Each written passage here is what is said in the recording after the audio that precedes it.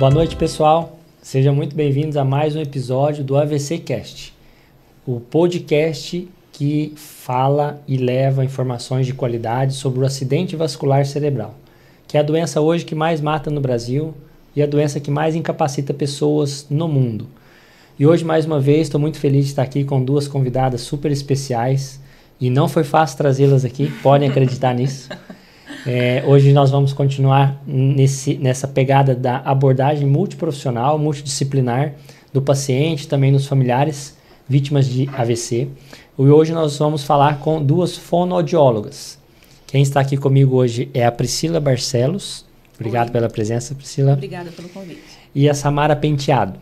Elas são fonoaudiólogas e queria agradecer, Samara, também pela sua presença. Eu que agradeço de estar aqui. Que bom que você veio. Vamos começar agora, então, falando sobre a fonoaudiologia. É um nome um pouco grande, estranho, e muitas pessoas que estão em casa, até no hospital também, nunca ouviram falar. O que é, então, a fonoaudiologia? Bom, a fonoaudiologia é uma profissão que trabalha com as funções de mastigação, sucção, deglutição, que é o ato de engolir, e com a fala. Né? Com a fala no maior sentido de linguagem geral. A linguagem oral, a linguagem escrita, a leitura, a compreensão da linguagem. Muitas vezes as pessoas acham que a fono está ligada mais com criança que não consegue falar, né? Que fala errado, que troca uma palavra pela outra. Muitas pessoas já me perguntaram, no hospital, o que tu faz? Né? Mas não, então a gente tem uma gama grande de atenção. Então a gente atende desde o bebê até o idoso. Por exemplo, o bebê. Ele nasceu e ele está com alguma dificuldade de pega. Ele não consegue mamar no peito da mãe, então a fono pode fazer esse auxílio. Legal.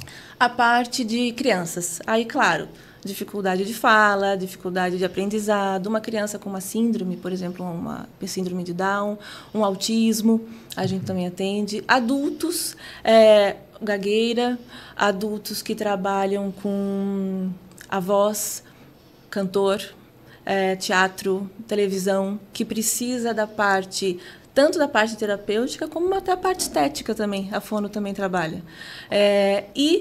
O idoso, né, no sentido do AVC, alguma demência, dificuldade de deglutição, em fala, em linguagem, um idoso com uma doença degenerativa. Então, a gente trabalha nessa gama toda bem ampla, né? Nessa parte de reabilitação, avaliação de todos esses, né? Desde o bebê até o idoso. Que legal, do recém-nascido até do início ao fim. A vida toda, a fono pode estar presente, né? Que legal, muito bom. E às vezes a gente vê realmente fonoaudióloga e as pessoas não entendem que é muito importante esse profissional dentro do hospital, isso, né? Principalmente para o público leigo no geral. As pessoas nem sabem falar fonoaudiologia. Isso. Nem sabem falar. Acha que é uma cadeira que é uma parte da medicina. Mas não é uma faculdade que a gente faz, né? Exatamente. Então, você acha que é uma pós-graduação. Então, não, é uma faculdade e a gente, né, trabalha com toda essa gama de pacientes. Que é tão importante quanto a medicina. Exatamente. Né? Por isso que a gente está aqui se complementando, né, no atendimento do paciente. Bom, e a Priscila falou, Samara, sobre parte de deglutição, parte de engolir, parte de linguagem. O que seria a deglutição, para definir para o pessoal de casa, né, essa palavra estranha, e também a parte de linguagem, como que a fonoaudióloga atua nisso, focando um pouquinho do paciente com AVC. Tá. Porque aí, se a gente pensar em focar no AVC, é um jeito que a gente vai trabalhar, porque como a Priscila falou, desde o bebê até o idoso, cada um tem um jeito.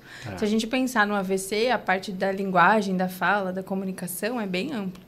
Pode ter a questão da linguagem, que é o que a gente chama de afasia. Então, o idoso ou o adulto que teve um AVC, ele está com dificuldade de se comunicar, tanto de entender o que está sendo dito para ele, quanto de expressar o que ele quer falar.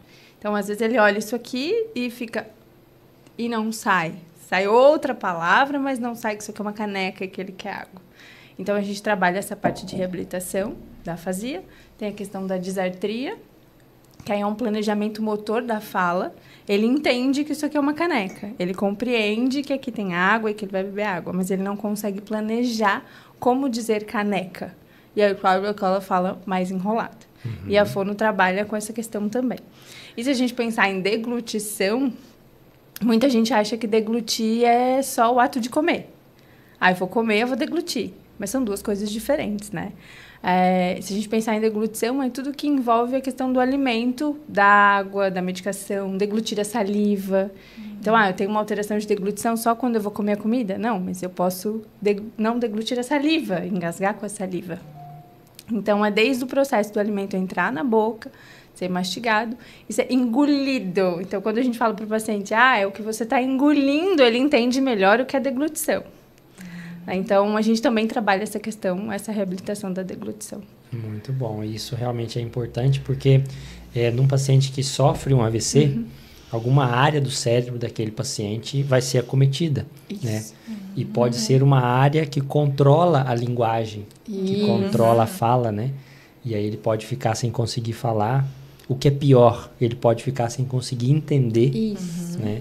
E quando é mais do lado direito, na maioria das vezes, ele fica com essa alteração na articulação das palavras, né? Na disartria que você falou. Mas, além disso, o paciente do AVC, o que a gente lembra sempre dos mnemônicos, né? O paciente pedir para ele cantar uma música, sorrir, levantar os braços. Muitas vezes o paciente está com um lado do corpo paralisado e ele está também com uma dificuldade da musculatura de engolir. Então, eu queria inicialmente começar falando como é a abordagem inicial para esse paciente. Chegou no hospital, um AVC, foi atendido, pronto-socorro, médico, fez o tratamento que tinha que fazer, chegou lá na unidade de AVC, por exemplo, ou no leito de UTI. Em quanto tempo seria o ideal para solicitar a avaliação de um profissional da fonoaudiologia e como que é essa avaliação inicial que vocês fazem desse paciente? O quanto antes, né? Assim, o quanto antes a gente pode estar atuando nesse paciente. Lá no hospital, acontece assim, a gente recebe o pedido de parecer através do TASI, que é o nosso sistema de computador lá do hospital. Esse pedido pode ser feito pelo médico, pelo residente, pela enfermagem, pela nutrição, lá embaixo no PS, quem achar que é necessário esse acompanhamento da fono. A partir do momento que a gente recebe esse pedido de parecer, a gente também recebe o pedido de parecer através do nosso round multidisciplinar. A gente faz uma vez na semana, ou na terça ou na quarta, um round multidisciplinar, onde participam todos da equipe. O médico, o residente, fono, físio, TO, serviço social, psico, e a gente discute a beira-leite esses pacientes. Então, nesse dia também a gente recebe esse pedido de parecer. A partir do momento que a gente recebeu esse pedido de parecer, a gente vai entrar lá no computador e ver como é que é um pouco dessa história desse paciente. O paciente está sonolento? O paciente está acordado? O paciente está conseguindo, de alguma forma, se comunicar? O paciente está usando uma sonda nasointeral? O que é uma sonda nasointeral? É uma forma de alimentação de um paciente que não consegue ainda se alimentar pela boca. Ou entrou muito sonolento, entrou um pouquinho mais debilitado, é usada essa sonda até a gente fazer a nossa avaliação. Então, é um caninho que vai do nariz, passa a boca, a garganta até o estômago e esse paciente é alimentado por essa sonda. Então, a gente avalia um pouquinho, lá através do computador, como é que está a história desse paciente, o que ele teve, como é que foi essa lesão, se ele está sonolento, através da evolução do médico, como é que está o nível de consciência, a gente vê que tipo de dieta que a gente vai levar para esse paciente. Normalmente, quando é a primeira avaliação, a gente leva uma dieta cremosa. O que é uma dieta cremosa? É uma dieta toda batida no liquidificador. Uma dieta homogênea, mais fácil, mais segura para esse paciente engolir, a gente leva um pudim, que fica mais gostosinho também. Sim. E é mais fácil deles aceitarem. Chegamos lá, peço para a cozinha, né, todas as dietas que a gente precisa e vamos avaliar esse paciente. Chegamos à beira-leito, a gente conversa com o familiar e vê um pouquinho de uma anamnese, ou seja, a gente conversa e vê um pouco do histórico desse paciente. Em casa, ele se alimentava com que dieta? Ele comia uma comida normal, arroz, feijão, carne? Não, e às vezes já era um pouquinho mais amassadinho, ele tinha uma dificuldade para engolir ou não. Então, e a partir do momento a gente faz essa avaliação. Então, assim, ver como é que tá esses órgãos, que é fonoarticulatórios que a gente chama, mas que é lábio, língua, bochecha, né? Esse paciente às vezes está com uma paralisia facial, então está com um pouquinho ali de desvio, está um pouquinho mais difícil para movimentar. Ver como é que está tudo isso. Conversa com o paciente quando a gente consegue, né? Como é, saber esse nível de consciência, ver como é que está essa fala, a gente já vai com um olho clínico avaliando tudo ao mesmo tempo. E aí oferta essa dieta, para ver se ele consegue engolir, como é que tá, se ele tosse, se ele afoga, como ele consegue segurar essa colher, quanto tempo que esse alimento fica na boca, se ele consegue engolir mais do que uma vez, ou se ele fica parado essa comida e não desce. Então, várias coisas a gente vai... Então, não é só assim, tossiu, não é só a tosse, né? A gente tem algumas coisas que... Como é que fica a qualidade vocal do paciente depois que ele engole, se ele consegue vocalizar alguma coisa. A voz nos identifica algumas coisas, se o paciente está... Essa comida pode estar indo, né, para o ladinho lá que não pode, ou seja, se está indo para o lado do pulmão, que é onde não pode ir, essa comida tem que ir para o estômago, né? Então, nessa avaliação, a gente vai olhando todas essas coisinhas aí para ver se está tudo certo com o paciente. A partir do momento, ok, conseguiu engolir, a gente libera uma comida para ele. Ou seja, esse paciente pode comer alguma coisa via oral. Avalia líquidos, pode avaliar líquido com copo, ou líquido no canudo, ou às vezes tem que ser só uma colher, ou não, ele tem que ser com líquido espessado, que é um pozinho que a gente coloca no líquido, que ele fica um pouquinho mais grosso, para poder o paciente engolir com segurança.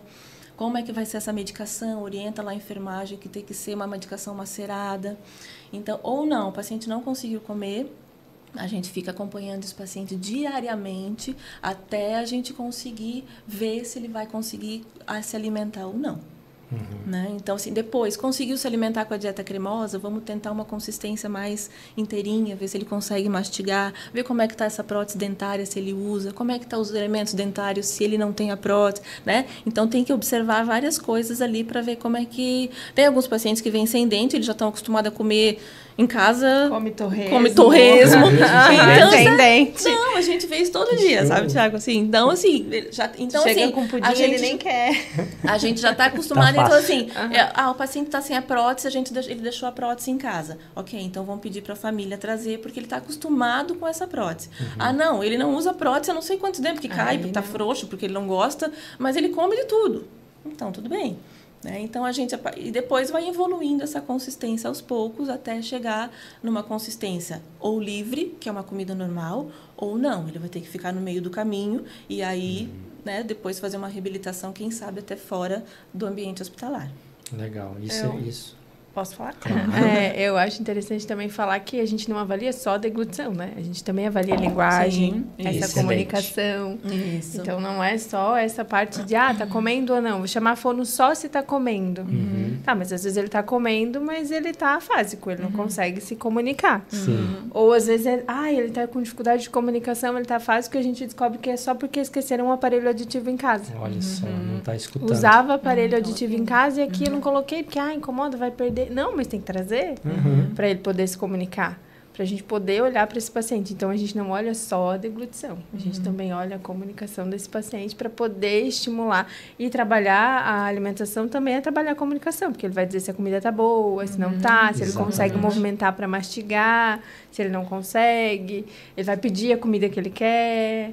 Ele vai falar se ele quer água, se ele não quer. Então, isso tudo envolve a avaliação da fono. Normalmente, quando eu chego com pudim, eu pergunto para a família, né? Ele gosta de doce?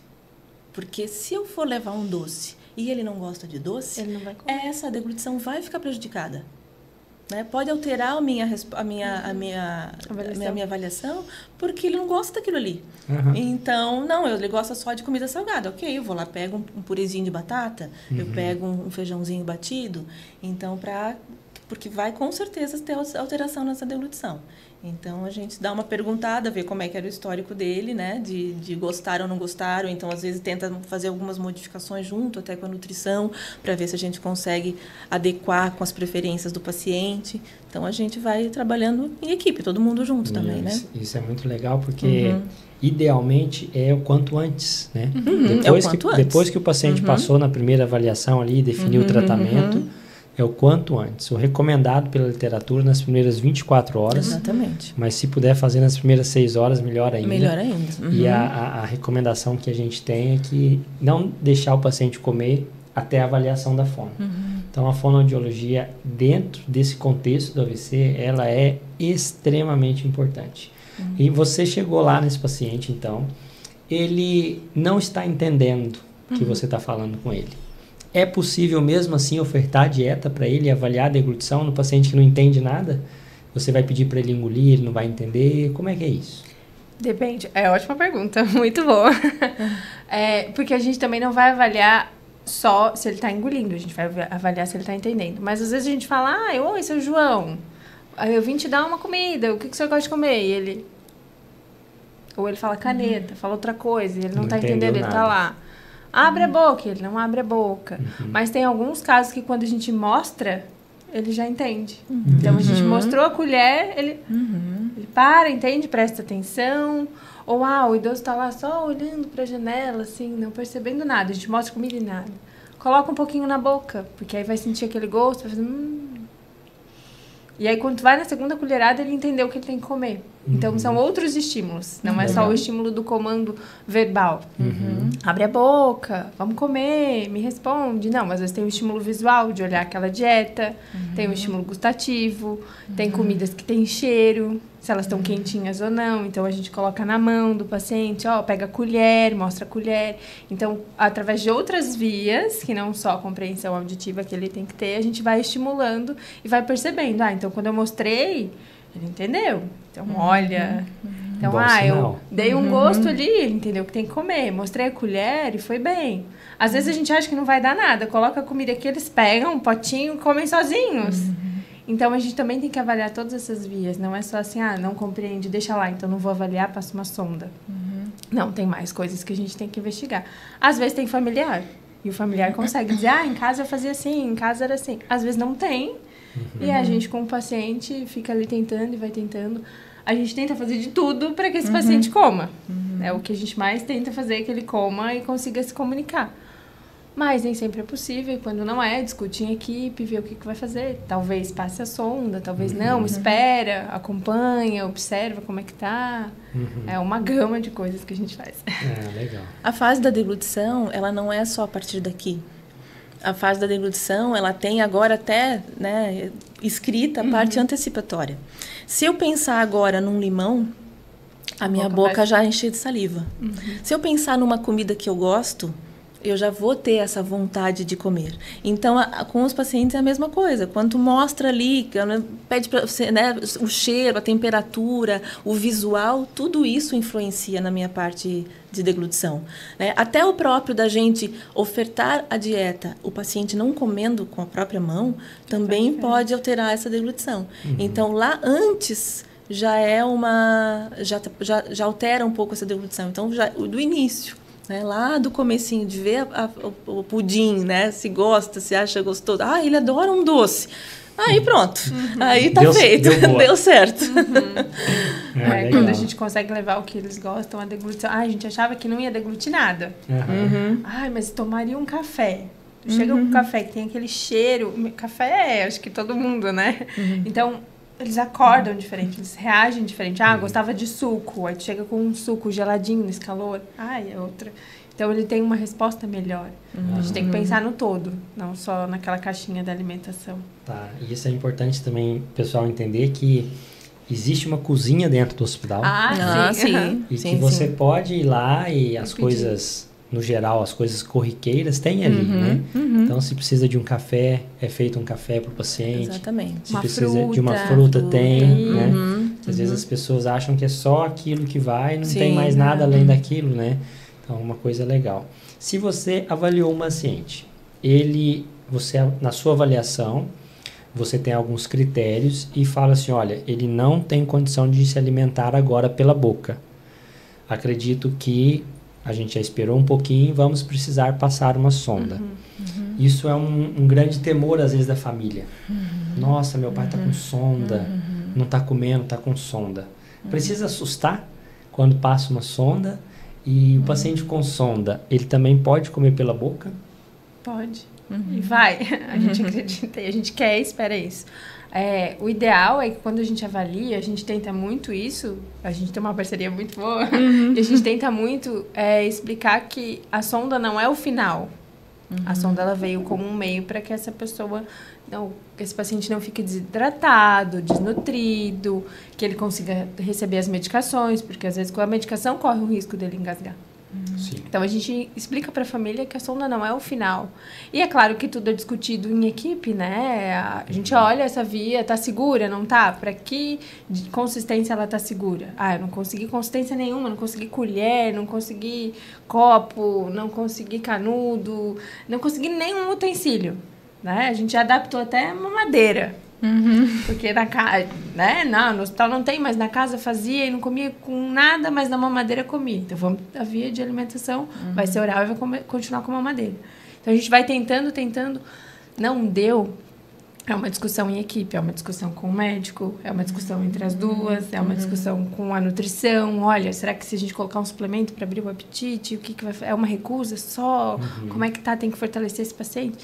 Não deu mesmo, tem que passar uma sonda. A sonda não é o final, né? A sonda ela vem ali para ajudar e aí a gente vai todo dia, aquele pouquinho, estimulando, continua levando dieta, porque as pessoas têm que entender que, passou sonda, nunca mais vai comer. Não, a fono vai aparecer lá com um pudinzinho. Todos os dias. Todos os dias. Fala, vamos tentar Todos os dias. E é importante que as pessoas saibam que deixa esse momento para fono. O que acontece muito é que tá com uma sonda, não pode comer, dá comida escondido. Exatamente. Isso é um perigo, porque pode broncoaspirar, essa comida pode ir pro pulmão, engasga, e aí tudo que a gente conseguiu chegar até ali, aquilo regride. Então espera e fala pra fono, olha, quer muito comer, quer muito tomar café, mas tá com a sonda.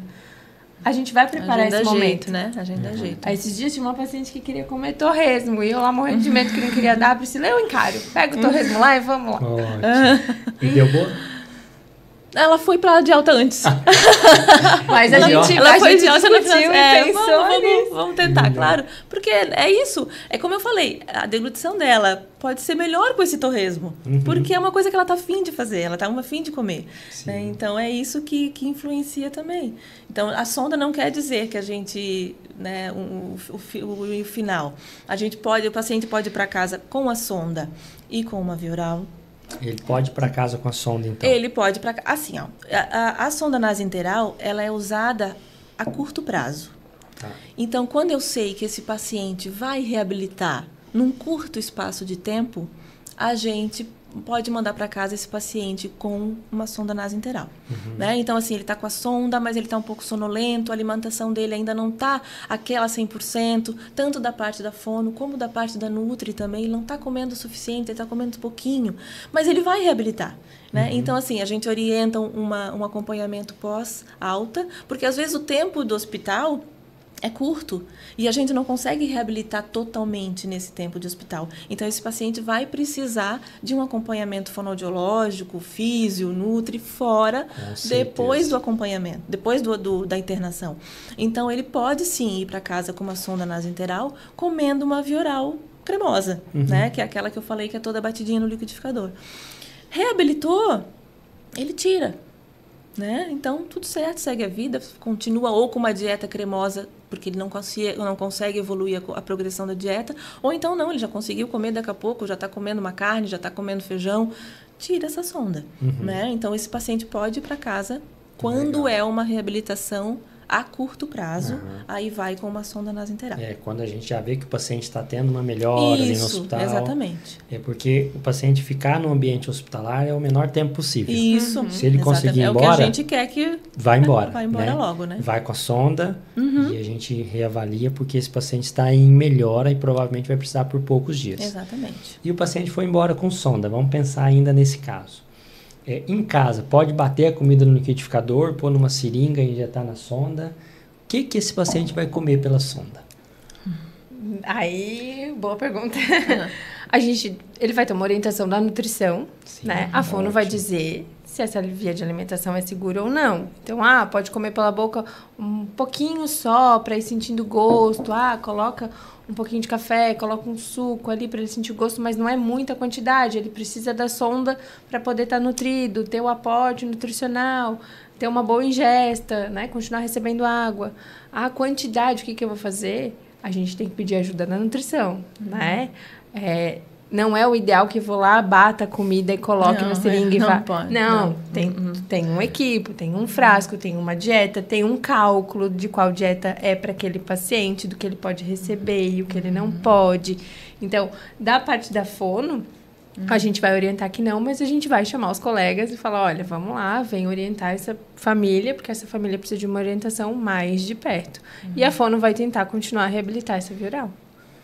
Todo paciente que vai para casa com uma sonda nasointeral, ele recebe uma orientação da nutricionista, né, em relação a essa parte de alimentação pela sonda, que não é uma orientação simples, é uma orientação bem demorada, então por isso que é importante que esse pedido para a nutrição, para orientar isso, seja até bem antecipado, porque não é uma coisa fácil para a nutricionista para orientar, porque é longo, e para os pacientes, ou para os familiares receberem, porque é uma coisa que eles não estão acostumados com aquilo, né? Mas tem uma dieta que consegue pegar via SUS, tem uma dieta que consegue ou comprar.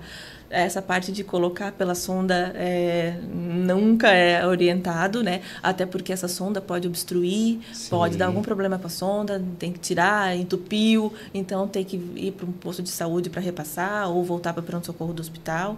Então, assim, elas já orientam direitinho aonde pegar essa dieta ou se conseguir comprar também. Então, já sai com uma orientação grande da Nutri para onde que vai, como conseguir essa dieta. Como conseguir a dieta. Então, é uma dieta especial. Especial, tá? Não é comida batida no liquidificador, não é pôr numa seringa.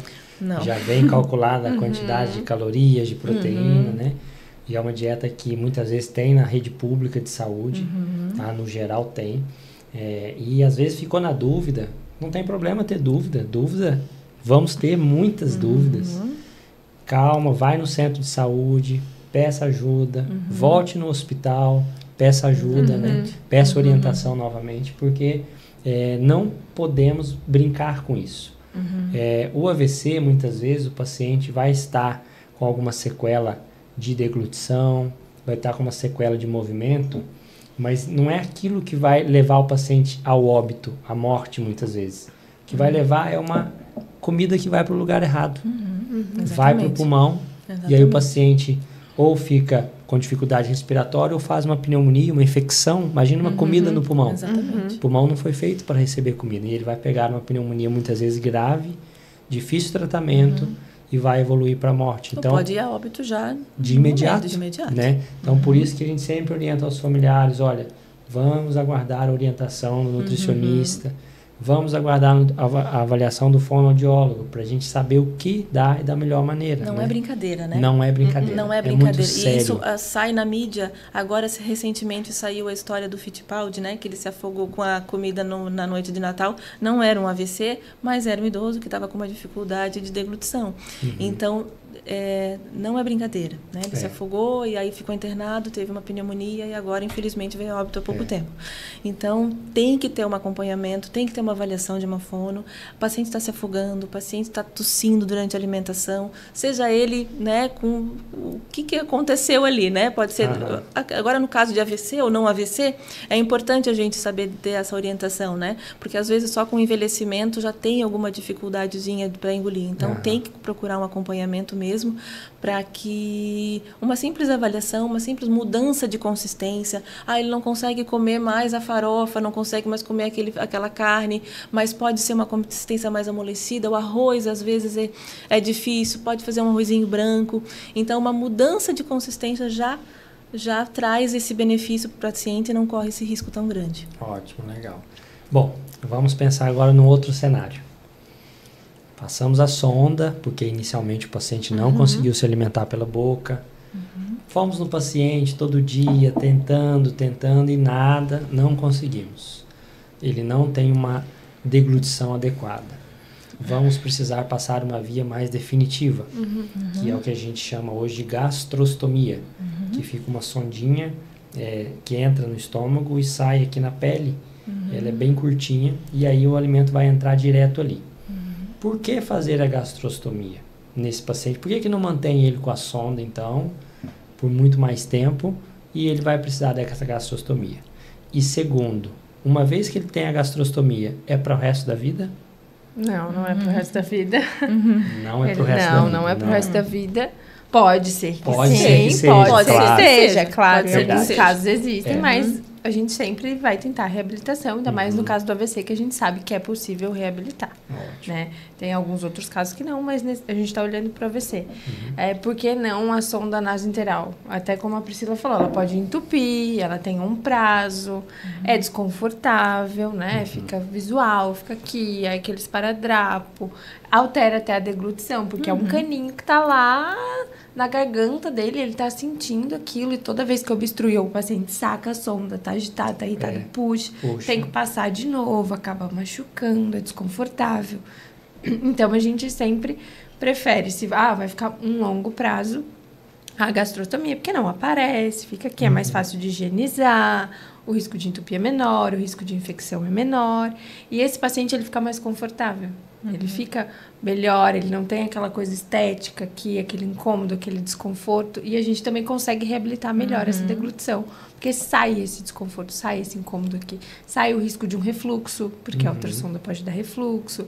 Ele não vai poder deitar totalmente, ele vai estar sempre inclinadinho. Então, às vezes, ele quer ficar lá todo esticado, passando dieta. A outra é um pouco mais fácil. Os cuidados são melhores. Mais alguma coisa? Não, é isso aí. Legal. Então, também o paciente com a gastrostomia também, a gente vai tentando reabilitar e oferecendo dieta pela boca. A gente sempre vai tentar reabilitar. A gente sempre vai tentar uma via para ser possível que ele coma, de algum jeito, ou que ele sinta algum gosto, né? Que ele tenha esse prazer oral, porque comer é muito importante. Muito. É uma questão, não é só de me nutrir, né? É social, é afetivo. É uma interação, tudo. Interação com a família, né? Interação com todo mundo, né? Então, você tá na mesa para comer com exatamente. A família, Tu então, convida alguém para um teu amigo, um colega, vai comer. Vamos ali comer. Vamos comer. Mas até aqui, coisa, no podcast, tem água. A gente tem que deglutir. Então, até aqui, a gente tem que deglutir alguma coisa. Exatamente. Então, olha a importância da deglutição na vida de uma pessoa. Então, é importante que a gente apareça e tente reabilitar sempre. Não desistam, né? Se tiver uma sonda. Mas esse paciente pode ficar com essa sonda e uma via oral juntas. Por exemplo, o paciente está com a gastrostomia e ele conseguiu comer pela boca, mas ele se alimenta pouco. Tá. Né? Ele pode ficar com a gastrostomia e a via oral junto. Esse paciente está com uma gastrostomia, mas está difícil de reabilitar líquidos, ou está difícil ou muito idoso, está difícil de medicação, né? Pode ficar com essa gastrostomia, com a dieta via oral e com a medicação via sonda. Esse paciente pode reabilitar totalmente e a gente consegue tirar essa gastrostomia. Então, tem N opções, né? Com a gastrostomia e sem a gastrostomia. Ele pode reabilitar a ponto que a gente consegue tirar, ou ele pode reabilitar meio do caminho. Ele consegue ficar com a gastro, mas ele consegue comer. Uma via oral de conforto, a gente fala, às vezes, com um paciente que já está com grande dificuldade, muito sonolento, agora em cuidados paliativos. Então, ele assim, fica ali e fica com a via oral de conforto. Mas ele consegue nutrir, mas ele também tem o conforto de comer alguma coisinha que ele está com vontade. Legal. Então, a gastro, ela tem esses dois, pode ficar e pode tirar. Bom, agora eu queria entender um pouquinho das consistências das dietas. Né? Vocês já falaram algumas aqui, da dieta cremosa, da pastosa, né? Da carne. E, além de saber a consistência das dietas, é mais difícil engolir água do que engolir, por exemplo, um arroz? Sim, é mais difícil engolir água. Porque se a gente pensar no arroz ou numa comida sólida, o sólido a gente segura um pouco mais, a gente tem uma percepção diferente. Então, ele tá no meio da língua, ele tá grudado no dente, mas a gente tem que mastigar. A água, tu colocou ela na boca agora, ela escorre. A água, se a gente jogar ela aqui, como é que tu para a água? Sujou tu faz assim, ela vai escorrendo entre os dedos e ela vai passar. Então, tem que ter um reflexo muito mais rápido e eficiente para essa laringe levantar, essa glote fechar e a água descer a tempo. Então, é mais comum o engasgo com água, assim como a saliva. Não tem gosto, não tem cheiro. Às vezes, a gente tenta água gelada, água saborizada, para que perceba por outra via. Mas a água, ela escorre com mais facilidade e é mais difícil essa percepção. Então, acontece muito... eu dei um bolo e aí tava difícil de engolir, eu coloquei água por cima. Tem um pouquinho de água. Para descer, né? Aí a gente faz... não, vai descer no lugar errado. Aí a gente tem que explicar que a água vai... São duas consistências na boca, é mais difícil de perceber, a água vai empurrar aquilo. Mas engoliu. Às vezes engole no susto, mas não é uma deglutição eficiente, é um risco maior dessa água descer. E ali, às vezes a água, ele vai descer só um pouquinho, vai fazer aquele... num broncoaspirou, mas pode ser uma aspiração silente, que do líquido é muito maior o caso de aspiração silente, que é quando esse alimento, esse líquido vai para o pulmão, dá só uma leve tossidinha, ou nem dá tossidinha e fica ali. E meses depois vai aparecer que tem uma pneumonia. As pessoas acham que broncoaspirar é assim, eu engoli agora, tossi e broncoaspirei. Não, às vezes leva um tempo para se perceber. E o líquido e a saliva são os que a gente mais demora para perceber. Legal. E assim, às vezes, vamos chamar a avaliação da fono. Mas daí a família... mas eu já dei água. Já tomou água. Porque é mais fácil, já tomou água, Mas já tomou água. Deu um bolinho de leite também. Isso. Ou remédio. Já dei água, entendeu? Já dei água. Então, assim, mal sabe que a água é mais perigosa do que até a comida. Né? Então, não dá para ofertar nada. Tem que ser, né? Tem que aguardar a avaliação da fono mesmo. Com orientação. Porque o líquido pode ser mais problemático do que a própria dieta. E sobre as consistências da dieta? Sim. Lá no hospital, nós temos... algumas consistências. A dieta cremosa, que é uma dieta toda batida no liquidificador. Então, homogênea, não tem nada de grumos. A gente tem a dieta pastosa, que é a segunda dieta. Então, ela já é um pouquinho mais amolecida. Por exemplo, na hora do almoço é um arroz branco. As carnes são sempre mais moídas e com molho. Tem feijão. De manhã é um pãozinho sem casca, que quando o paciente tiver necessidade, a gente orienta até umedecer no café, né? Não encharcar, mas dar uma molhadinha só para ficar um pouco mais fácil de mastigar. Depois nós temos uma dieta branda, que a dieta é praticamente normal, mas o que muda são os vegetais que são cozidos. E aí depois a dieta livre, que é uma dieta normal. Claro que daí dentro de todas essas dietas tem ali, se o médico precisa, uma dieta hipossódica, de uma dieta para DM, de uma dieta... Então, nesse prontuário do paciente vai estar a consistência mais essa informação adicional que o médico que daí prescreve, se é uma dieta hipossódica, que não tem muito sódio, se é uma dieta para DM, que é uma dieta para diabético. Então, conforme isso, o médico prescreve. Mas aí ele põe a consistência conforme o que a gente avaliou. E existe a dieta líquida? Existe. É o que a gente menos usa. É o que a gente menos usa. Normalmente é um paciente pós-operatório, um pós-transplante. Normalmente ele começa já com essa dieta. Mas é o que a gente... já engole super bem, né? Mas ele ainda está começando de uma cirurgia. Tem antes da cremosa. E a líquida é o quê? Seria o que? Água? Seria suco, gelatina? Suco, gelatina, vai uma sopinha mais ralinha. Bem ralinha. Porque tem a líquida, isso quem mais pode nos orientar é a Nutri, mas tem uma líquida completa e uma líquida restrita. Na líquida restrita vai só líquidos mesmo. Na líquida completa já vai uma sopa com um pouquinho mais de grumos. Então, gelatina, sucos... Pode pôr espessante café, também, né? Pode. Você tinha comentado no começo, né? Café também pode ir nessa dieta líquida. Legal. Bom, e o paciente se você está fazendo os testes de deglutição com ele, muitas vezes tem algo incomodando, mas aquele paciente está com uma afasia, não consegue se comunicar. Como que é a comunicação que vocês fazem com esse paciente quando ele não está conseguindo se comunicar bem? Essa eu passo para você. O paciente, assim, o que a gente prioriza sempre é a fala, né? Que a gente tenta reabilitar essa fala. Mas a gente tem lá no hospital a nossa prancha de comunicação, Ela foi elaborada já faz um tempo, e agora nós temos uma nova, mas hoje, por uma confusão de horários ali, a gente não conseguiu trazer a nova. É mais chique? E a nova é mais chique. Mais evoluída. A nova é 2024. chiquérrima. A nova é chiquérrima. É que a nova, ela tem mais informações assim hospitalares. Ela tem...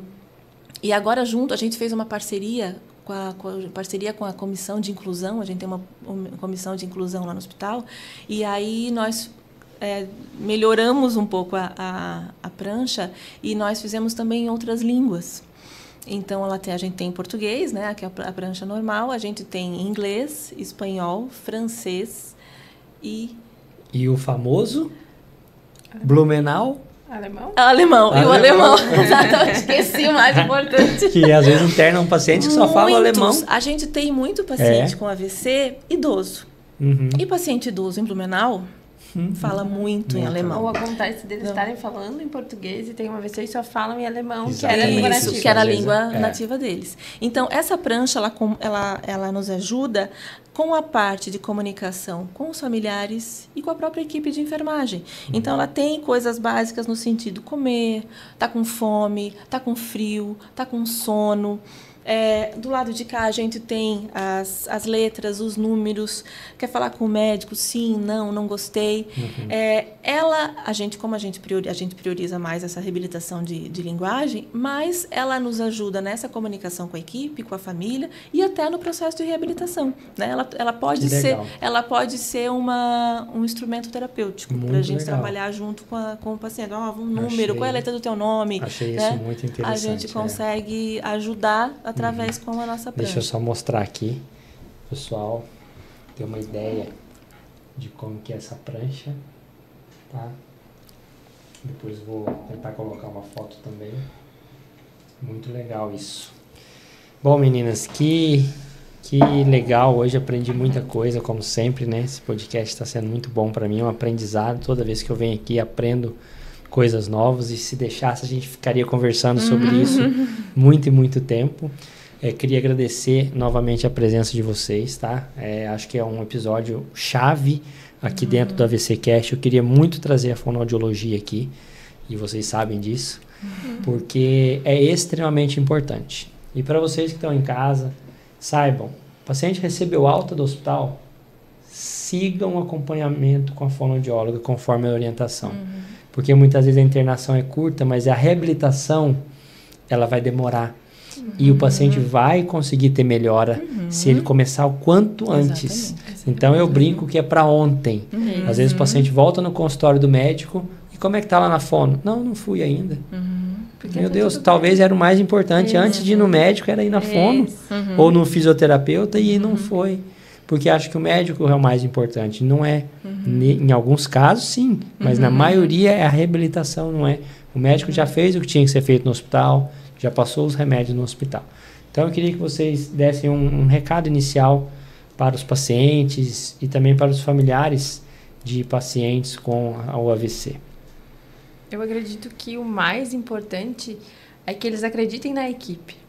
Porque o que a gente vê muito, a gente vai lá, orienta e fala, e eles ficam descrentes, assim, acho que não vai conseguir, acho que não vai dar, eu vou dar comida escondido, eu vou para casa e não vou fazer porque é caro pagar, eu não vou tentar pelo SUS porque o SUS é ruim.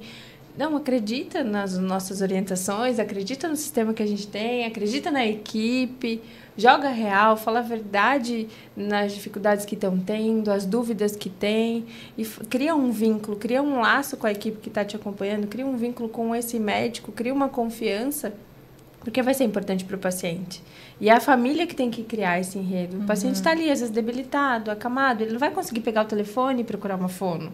Ele não vai conseguir discutir com o médico. Olha, eu não gostei daquela profissional, será que eu posso ter outra? Então, criar esse vínculo e essa confiança é super importante. Eu acho que é o que falta e o que a gente vê que é o mais difícil. Confiar na equipe e jogar limpo. E falar o que está sentindo, falar das angústias, ter uma troca. Isso é fundamental para o paciente. Então, que vocês acreditem bastante na equipe e confiem bastante na equipe. Legal.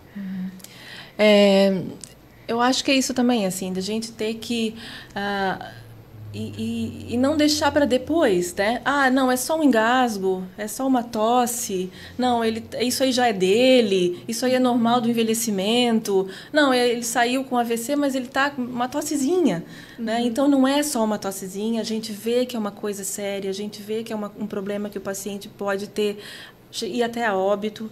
Então, assim, prestar atenção no paciente, não deixar de fazer os acompanhamentos de físio, de fono, né? Que todo mundo é importante pós-reabilitação, né?